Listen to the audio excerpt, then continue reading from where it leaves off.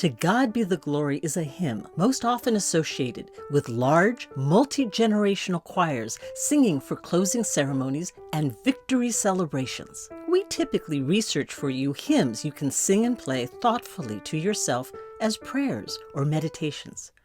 So why is this hymn being featured for Songs in the Night? Why, out of the 8,000 hymns by Fanny Crosby published, would we do a deep dive into this happy marching anthem of praise? Because while To God Be the Glory is listed with her top 10 most beloved hymns, it is not like her other hymns.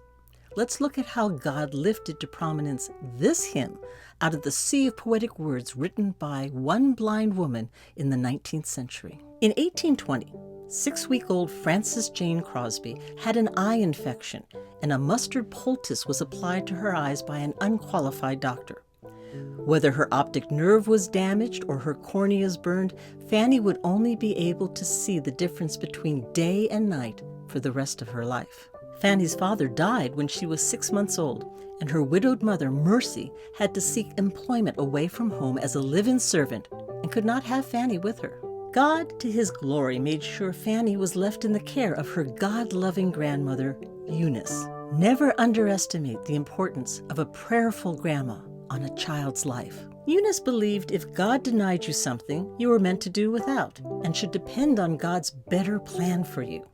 Eunice decided she would be her granddaughter's eyes. She took Fanny on walks through God's world, describing every bird, plant, and vista in detail to Fanny. Fanny was encouraged to touch and smell everything, and Eunice's descriptions gave Fanny a vast vocabulary. Eunice made sure Fanny could function in a sighted world. She taught her to care for herself, to do household chores, to play with the other children in the neighborhood. Eunice read constantly to Fanny, prose, poetry, and most of all, the Bible. Fanny would later say, "The stories of the Holy Book came from her lips and entered my heart and took deep root there." Along with encouraging Fanny to memorize scripture, Eunice explained the deeper meaning behind the verses. She taught Fanny to pray continuously for what she needed and to give God thanks for every blessing that occurred.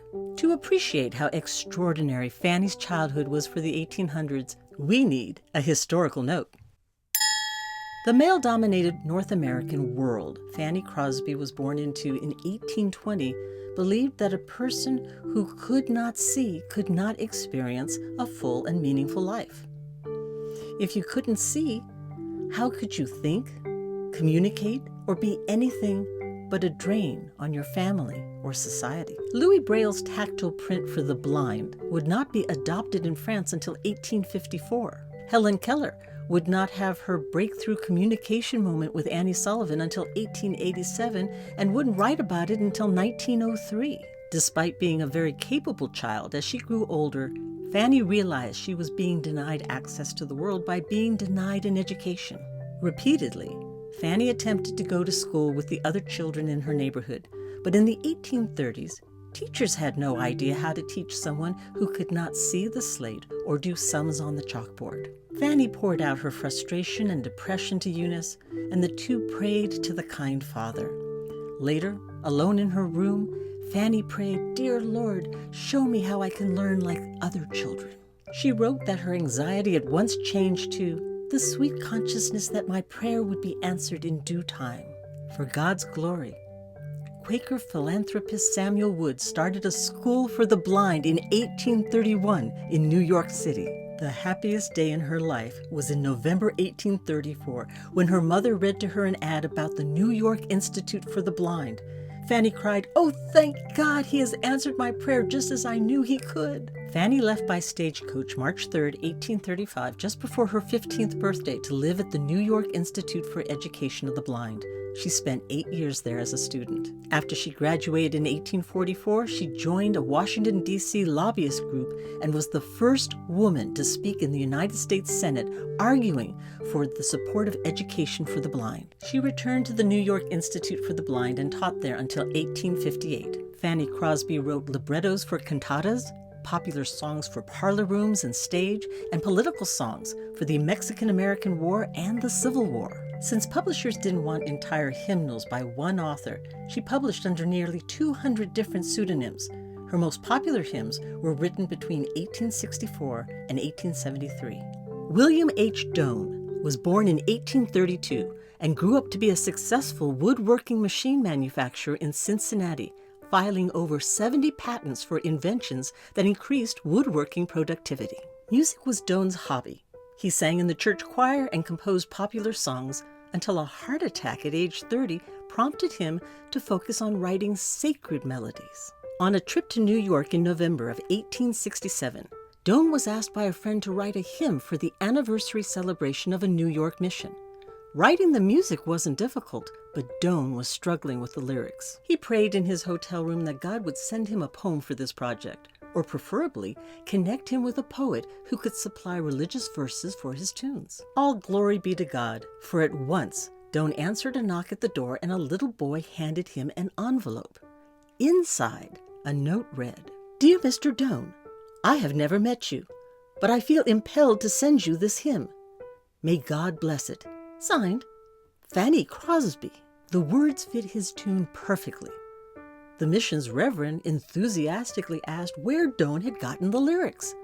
When Doane mentioned Fanny Crosby, the reverend knew exactly how to contact Fanny Crosby. It would be 1868 before Doane returned to New York and looked up Fanny Crosby, who chose to live in a dilapidated Varick Street tenement. Doane insisted on paying her for the hymn lyrics she had sent him. She refused to charge more than $2, her typical writing fee. Doane agreed, then slipped into her hand $20 and left.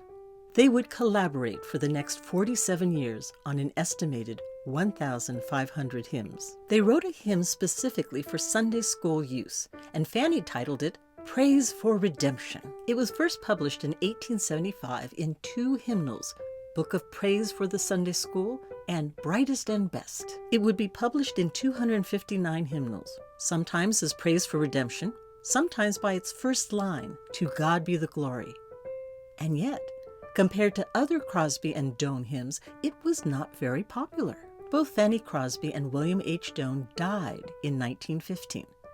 The story of To God be the glory doesn't end there. In 1954, Billy Graham wanted his first major evangelistic crusade outside the United States to take place in London, England. The British press was critical of the young American evangelist, fearful he would preach a circus gospel. One Anglican bishop predicted Graham would return to America like a whipped dog with his tail between his legs. A member of Parliament threatened a challenge in the House of Commons, saying Graham was interfering with British politics under the guise of religion. But British suspicion and distrust were only part of the London Crusade's problems.